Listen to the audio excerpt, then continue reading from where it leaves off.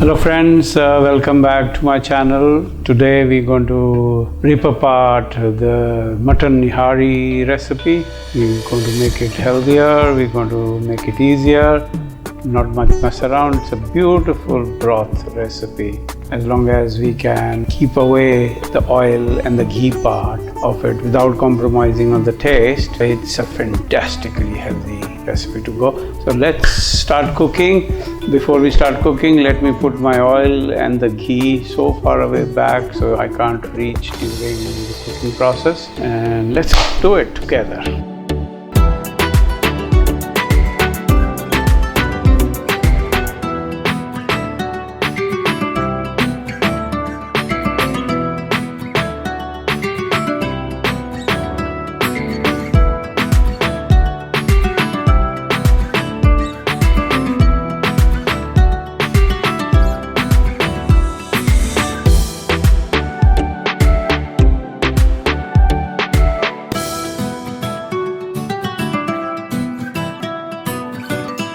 So I'm going to use my pressure cooker, the electric one, for making nihari. You could plan well in advance and cook it overnight on the slow cooker function.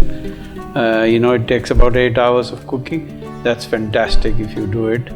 But today I'm going to cook the meat function, and it'll cook in about 30 minutes. But nihari, if cooked slowly overnight, will cook best. So I suggest you do that, but do it overnight. So it's very simple recipe. I got here mutton with the bone.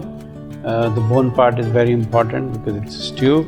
So in goes the mutton and a few whole spices. So what I'm going to put is green cardamom, few cloves, 1 star anise, few dry rose petals, 1 or 2 cassia bark or cinnamon, 1 probably, and a bit of bay leaf. So all these dry spices, then followed by a bit of coriander powder, cumin powder, coriander less, cumin more.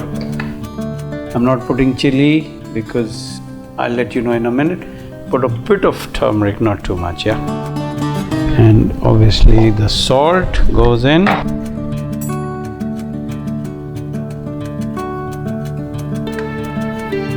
And I'm going to put my garlic and yogurt chutney.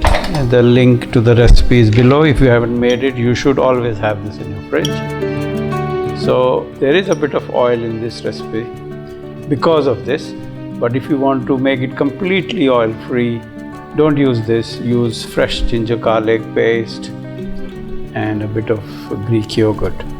But because we got this in the fridge and I want to use it, and it makes the job much simpler now, I'll just put this. So this is yogurt, mainly garlic, a bit of ginger and red chili. There it goes. All the spices are in for now. Oh yes, shouldn't forget the nihari masala. So the ready-made nihari masala, a bit of this goes into. Okay. Now we just mix it well.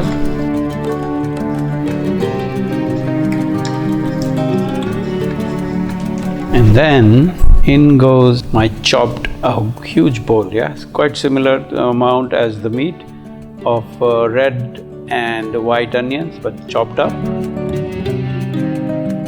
And then followed by a lot of water. So because it's a broth, we want to put lots and lots of water into it. Okay, so now it's ready to cook. I'm going to do it the meat function, so it should be ready in about half an hour, and we'll wait for it to cook, and then see you in about half an hour.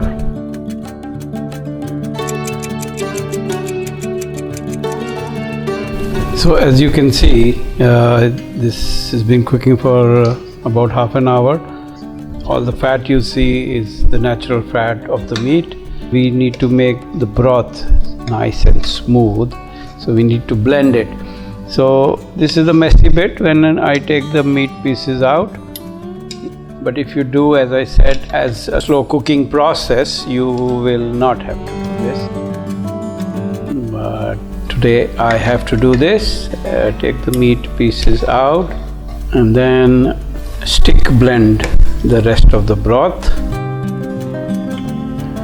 And when we blend this, the whole spices what we had put in initially would get blended in as well. Make sure the spices stay into the broth,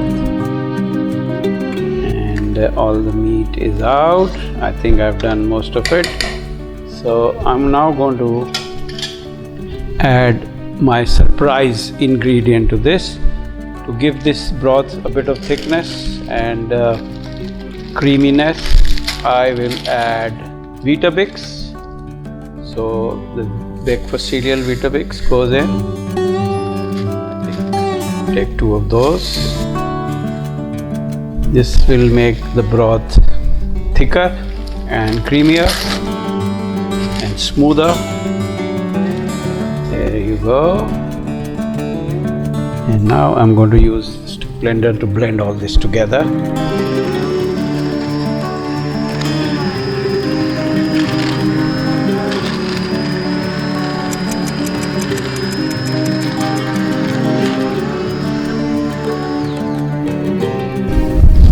So there you go. You see, with our surprise ingredient Weetabix, the broth has become thicker and creamier. Looks nice, smells very nice with all the spices now blended in. Now at this stage we put the meat back in. There you go. And I have run out of fresh lemon, so I'm going to pour a bit of this bottled lime as well, lemon, sorry. So it goes a bit of tanginess with the bottled lemon juice. But if you have fresh, please use fresh. And that's it. It's done. The whole spices are there, so I'm not going to overpower it with more. But I can't resist putting a bit of my aromatic garam masala on top. As you see, this is Nihari is completely looks. There's no layer of fat on top, which I think makes it really healthy. We serve it with lots of fresh onion, ginger, coriander, and a bit of lemon. I'm making brown rice to have it with, but obviously traditionally it's served with butter naan or paratha. So I will be serving it to my family with wraps, just plain wraps or chapatis, and brown rice.